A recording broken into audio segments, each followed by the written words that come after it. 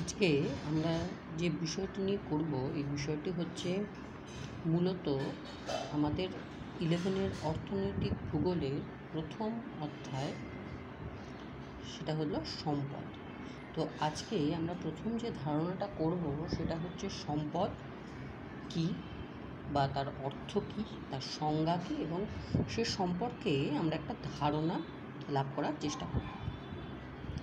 তাহলে এই সম্পদ, যার ইংরাজি অর্থ হলো রিসোর্স, এই শব্দটা সম্পর্কে আমরা সবাই কম বেশি মোটামুটি পরিচিত, কম বেশি কি আমরা সবাই পরিচিত। যদি আমরা ইংরাজি এই রিসোর্স শব্দটার ব্যুৎপত্তিগত অর্থটা বার করি, অর্থাৎ এই রিসোর্স বা সম্পদ, এই রিসোর্স শব্দটিকে যদি আমি ভাগ করি তাহলে দুটো আমি অর্থ পাব, একটা হচ্ছে রি আর একটা হচ্ছে সোর্স। তাহলে এই রি এর অর্থ হলো বারবার বা পুনরায়, এবং সোর্স, এই সোর্স কথাটির অর্থ হচ্ছে উৎস। তাহলে এই দুটো শব্দ থেকে এসছে, অর্থাৎ তাহলে আমরা যদি এটা ধারণা লাভ করি তাহলে আমরা বলতে পারবো না, যেসব উৎস মানুষের চাহিদা বারবার পূরণ করে তা হলো সম্পদ। এটি আমাদের মূলত ব্যুৎপত্তিগত অর্থ। এবার এই সম্পদ সম্পর্কে আমাদের যে ধারণাটা আমরা জানি, তাহলে সেক্ষেত্রে সাধারণ অর্থে আমরা প্রথম যে কথাটা সম্পদ সম্পর্কে আমাদের মাথায় আসে, যদি কাউকে সাধারণ অর্থে সম্পদ জিজ্ঞেস করা হয় তাহলে সম্পদ বলতে কিন্তু আমরা সাধারণভাবে দামি বা মূল্যবান কোনো কিছুকে বোঝাই। যেমন টাকা, সোনা, জমি, বাড়ি, ঐশ্বর্য, ধনসম্পত্তি, এগুলোকেই আমরা কিন্তু সাধারণভাবে সম্পদ বলেই গণ্য করি। অর্থাৎ সাধারণ অর্থে যে সমস্ত পদার্থের মূল্য বা দাম রয়েছে আমরা কিন্তু সেগুলোকেই সম্পদ বলি। এবার সাধারণ অর্থ তো গেল, যদি আমি অর্থবিদ্যা বা ইকোনমিক্সের ভাষায় সম্পদের অর্থ বলি তাহলে কিন্তু আমরা এই মূল্যবান কোনো কিছুকে বোঝাবো। অর্থবিদ্যায় সম্পদ হলো সেই সব উপাদান যার উপযোগিতা বা অভাব মোচনের ক্ষমতা এবং একটা বিক্রয় মূল্য আছে, এবং যেটা কিন্তু সহজলভ্য নয় বা চাহিদার তুলনায় যেটা কম পাওয়া যায় সেটাকেই কিন্তু আমি সম্পদ বলে গণ্য করব। এবার যদি আমি সম্পদ শাস্ত্রে সম্পদের অর্থ ধরি, আমি একটু ভৌগোলিক দৃষ্টিকোণ থেকে দেখি, তাহলে সম্পদ শাস্ত্র বা অর্থনৈতিক ভূগোলে কিন্তু সম্পদের অর্থ কিন্তু অনেক বেশি ব্যাপক এবং বিজ্ঞানসম্মত। কোনো বস্তু বা অবস্তু সব কিছুকে সম্পদ বলা হয়। সাধারণ অর্থে যেখানে আমরা কোনো মূল্যবান কিছুকে সম্পদ হিসাবে গণ্য করছিলাম, আমরা কিন্তু ভৌগোলিক দৃষ্টিকোণ থেকে বা অর্থনৈতিক ভূগোলের দিক থেকে কিন্তু আমরা কোনো মূল্যবান জিনিসকে কিন্তু সম্পদ বলবো না। আমরা যে কোনো বস্তু বা অবস্তু সব কিছুকেই সম্পদ বলে গণ্য করব, কিন্তু তার দুটো গুণ থাকতে হবে। বিশেষ করে একটা গুণ তো থাকতেই হবে, সেটা কি? ফাংশনেবিলিটি বা কার্যকারিতা, কাজ করার ক্ষমতা বা উপযোগিতা। এই দুটো বৈশিষ্ট্য যদি থাকে তাহলে কিন্তু আমরা যে কোনো বস্তুকে সম্পদ বলে গণ্য করতে পারি। এই সম্পদের ধারণা যিনি সবচেয়ে ভালো দিয়েছিলেন তিনি হচ্ছেন প্রখ্যাত অর্থনীতিবিদ অধ্যাপক E.W. জিমারম্যান। 1951 সালে তিনি একটা বই লিখেছিলেন, তার নাম হচ্ছে world resource and industries. World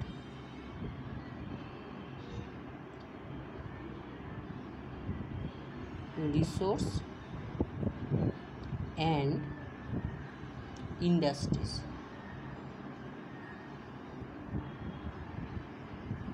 এই বইতে তিনি একটা সম্পদের খুব ভালো সংজ্ঞা দিয়েছিলেন।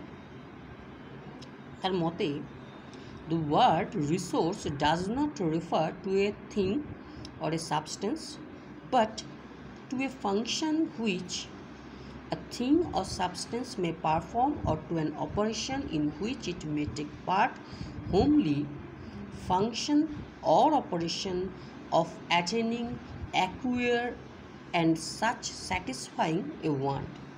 E.W. জিমারম্যান তিনি এই একটা সংজ্ঞা দিয়েছেন। তাহলে তার মতে তিনি বলছেন a resource does not refer to a thing or a substance, তার মানে সম্পদ কোনো বস্তু বা পদার্থ নয়, but to a function of which a thing or substance may be performed as a resource, তার মানে ওই বস্তুর কার্যকারিতাই কিন্তু তাকে সম্পদে কিন্তু হিসাবে গণ্য করে। যেমন আমি ধরি, যেটা আমরা এতক্ষণ ভাবছিলাম যে সম্পদ মানে মূল্যবান কিছু, কিন্তু আমরা যেটা বললাম সম্পদ মানে যেটা যে কোনো বস্তু হতে পারে, সেটা মূল্যবান বা কম মূল্যবান সব কিছুই সম্পদ হতে পারে। যেমন ধরি আমি এটা বলি, তার মানে তার মতে সম্পদ আছে সেই বিষয়টি যার মধ্যে একটা কার্যকারিতা রয়েছে। ধরা যাক আমাদের বাড়িতে পাখা চলছে, তাহলে সেই পাখাটা কিন্তু আমাদের এখন এই গরমের যে কষ্ট সেটাকে মেটাচ্ছে, তাহলে আমার কাছে কিন্তু সেটা কিন্তু এখন সম্পদ হিসেবে গণ্য হবে। এবার ধরলাম ওই পাখাটি খারাপ হয়ে গেল বা কারেন্ট চলে গেল, তাহলে আমার হয়তো গরম লাগছে কিন্তু পাখাটা কিন্তু চলছে না, তার মানে সে কিন্তু তার কাজ করছে না, অর্থাৎ তার কিন্তু কোনো কার্যকারিতা নেই। তাহলে সেক্ষেত্রে সেই জিনিসটা কিন্তু সম্পদ হিসেবে গণ্য হবে না। তাহলে একই বস্তু, তাহলে যখন সে কাজ করছে তখন কিন্তু সে সম্পদে পরিণত হচ্ছে, যখন সে কাজ করছে না তখন তাকে আমরা সম্পদে পরিণত করছি না। বা ধরা যাক আমাদের কাছে আমরা খাতা পেন নিয়ে বসে আছি, তো খাতায় আমরা একটা পেন দিয়ে লিখছি, তার পেনটা যখন লিখছে তখন কিন্তু তার কার্যকারিতা রয়েছে, অর্থাৎ সেই মুহূর্তটা কিন্তু আমাদের কাছে সম্পদ। কিন্তু যদি সেটা আমাদের কাছে ধরা যাক পেনটা লিখছে না বা সেখানে কালি শেষ হয়ে গেল বা পেনটার কোনো একটা সমস্যা হলো, তাহলে ওই জিনিসটাই কিন্তু আর সম্পদ হিসাবে গণ্য হচ্ছে না। কেন? তার কোনো কার্যকারিতা নেই বা সে কিন্তু আমাদের কোনো উপযোগিতা মেটাচ্ছে না। তার মানে এখান থেকে একটা বিষয় আমরা বুঝলাম যে সম্পদ কিন্তু যে কোনো কিছুই হতে পারে। আমরা মূল্যবান বস্তুকে সাধারণত যেটা সম্পদ বলি সেটা কিন্তু না, সেটা আমাদের একটা ভ্রান্ত ধারণা। সম্পদ কিন্তু যে কোনো একদম আলপিন থেকে শুরু করে বড় জাহাজ পর্যন্ত হতে পারে। তখনই সে সম্পদ হবে যখন তার কার্যকারিতা বা কোনো উপযোগিতা থাকবে, তখনই কিন্তু সেটা আমাদের কাছে সম্পদ হিসেবে গণ্য হবে। তাহলে এটা গেল আমাদের সম্পদের, যেটা আমরা সংজ্ঞাটা জানি E.W. জিমারম্যানের সেটা। এছাড়া আরও কিন্তু অনেক সম্পদের সংজ্ঞা আছে। যেমন আরেকটা আমি সংজ্ঞা বলছি, সেটা হচ্ছে encyclopedia of the social science, তার 11 চ্যাপ্টারে সম্পদের একটা সংজ্ঞা দেওয়া আছে।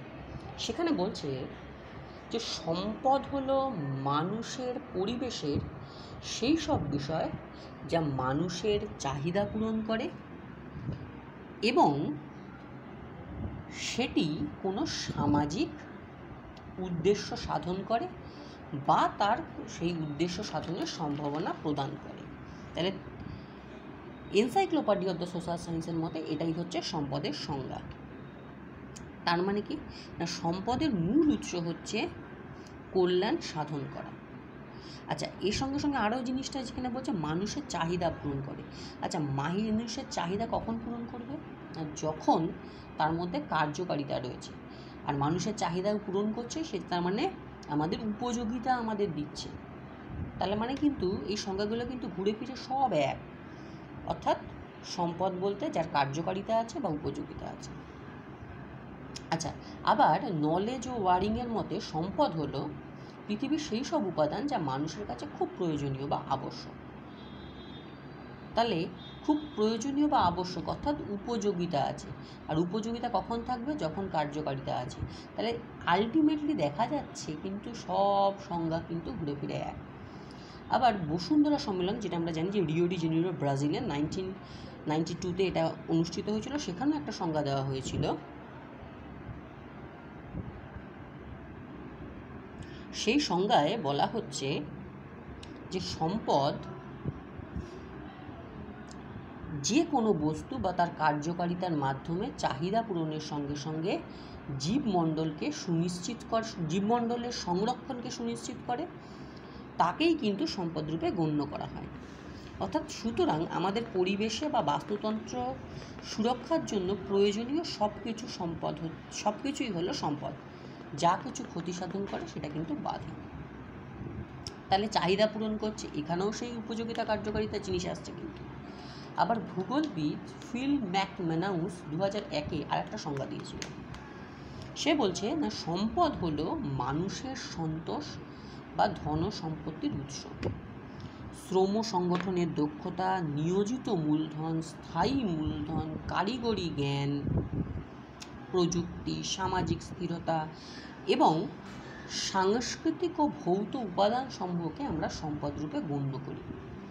তাহলে এখানেও দেখা যাচ্ছে সম্পদ বলতে বোঝা যাচ্ছে যে এটা কিন্তু স্থায়ী মূলধন, কারিগরি জ্ঞান, এই সমস্ত সাংস্কৃতিক ভৌত উপাদান বা সামাজিক স্থিরতা, প্রযুক্তি দিচ্ছে। তাহলে সেক্ষেত্রেও কিন্তু আমাদের এই জিনিসগুলো কখন দিতে পারবে না, যখন তার মধ্যে কার্যকারিতা আছে এবং তারা দিচ্ছে উপযোগিতা। তাহলে ঘুরে ফিরে কিন্তু সম্পদের সংজ্ঞা কিন্তু সবাই দিয়েছে, কিন্তু ঘুরে ফিরে আলটিমেটলি যদি আমি একটা বিন্দুতে আসি, তাহলে আমার ওই জিমারম্যানের সংজ্ঞাটাই কিন্তু আমরা একটা বিন্দুতে উপনীত হচ্ছি, অর্থাৎ আমাদের সম্পদের উপযোগিতা বা কার্যকারিতা রয়েছে। তাহলে পরিশেষে আমরা কি বলতে পারি, যে সমস্ত বস্তু বা অবস্তুর কার্যকারিতা মানুষের ব্যক্তিগত চাহিদা পূরণ করে বা সামাজিক উদ্দেশ্য সাধন করে, জীবমণ্ডলকে সংরক্ষণ করে, আমরা তাকেই বলছি সম্পদ। এই সব কটা সম্পদের আমি যদি একটা ব্রিফ করি, তাহলে আমাদের এটাই কিন্তু সম্পদের সংজ্ঞা হিসেবে আসছে। আচ্ছা, তাহলে সম্পদের সংজ্ঞা বা অর্থ তো আমরা বুঝলাম। তাহলে কনসেপ্ট বা ধারণা যদি আমরা বলি, তাহলে একটা জিনিস আমরা বুঝলাম যে কার্যকারিতা ছাড়া কিন্তু কোনো কিছুই সম্পদে পরিণত হয় না। এই কার্যকারিতা একমুখী বা বহুমুখী বিভিন্ন ধরনের হতে পারে। যেমন আমরা ধরি যে কয়লা বা পেট্রোলিয়ামকে আমরা জ্বালানি রূপে বা শক্তি উৎপাদনে কাজে লাগাতে পারি বা উপদ্রব্য তৈরি করতে পারি, যে বিভিন্ন তার ব্যবহার রয়েছে, বিভিন্ন কার্যকারিতা রয়েছে। 2 নম্বর ধারণায় আমরা বলতে পারি সম্পদ কিন্তু মানুষের অভাব মোচন করে, চাহিদা পূরণ করে, আয়ের সুযোগ বৃদ্ধি করে, জীবনযাত্রার মান উন্নত করে। সম্পদ কিন্তু স্থান জল নির্ভর। কোনো স্থানে কোনো সময় যে দ্রব্য সম্পদ রূপে গণ্য হয়, অন্য স্থানে কিন্তু সেই জিনিসটা সম্পদ রূপে নাও গণ্য হতে পারে। যেমন কোনো অঞ্চলে দেখা যাচ্ছে যে জল পাওয়া যাচ্ছে না, সেখানে জলের প্রচুর অভাব রয়েছে, তাহলে সেখানে কিন্তু একটা বিন্দু জল কিন্তু অত্যন্ত মূল্যবান। বা আমরা যারা এই অঞ্চলে থাকি, সমভূমি অঞ্চলে, সেখানে কিন্তু যেহেতু গ্রাউন্ড ওয়াটার যে টেবিলটা অনেক হাই বলে কিন্তু আমরা কিন্তু জলের সেই কষ্টটা কিন্তু অতটা বুঝি না। মানে অনেক সময় আমরা জল নষ্ট করি, কিন্তু ওই এমন অঞ্চল রয়েছে যেখানে একটা বিন্দু জল একটা সম্পদের মতো, যার দাম মূল্যহীন। তাহলে এটা কিন্তু আমরা বলতে পারি স্থান বা পাত্র নির্ভর হয়। আরেকটা সম্পদের গুরুত্বপূর্ণ বৈশিষ্ট্য হচ্ছে সম্পদের ধারণা কিন্তু গতিশীল।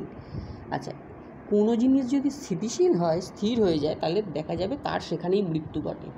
অর্থাৎ যত ডাইনামিক হবে, যত গতিশীল হবে, ততই কিন্তু আমরা নতুন করে সেই জিনিসটাকে আরও উপস্থাপন করতে পারি। তাহলে সেক্ষেত্রে আমরা বলতে পারি যে প্রচলিত সম্পদ কিন্তু আরও উন্নত থেকে উন্নততর হয়, এবং এমন বস্তু আছে যেগুলো হয়তো নিরপেক্ষ বস্তুরূপে রয়েছে, আমরা তাকেও সম্পদ রূপে গণ্য করতে পারি। আচ্ছা, নিরপেক্ষ বস্তু একটা টার্ম এখানে চলে এলো। নিরপেক্ষ বস্তুটা কি? তাহলে সম্পদ বলতে যেটা আমরা বুঝেছিলাম তার কার্যকারিতা রয়েছে, আর নিরপেক্ষ বস্তু বলতে আমরা বোঝাবো যে যার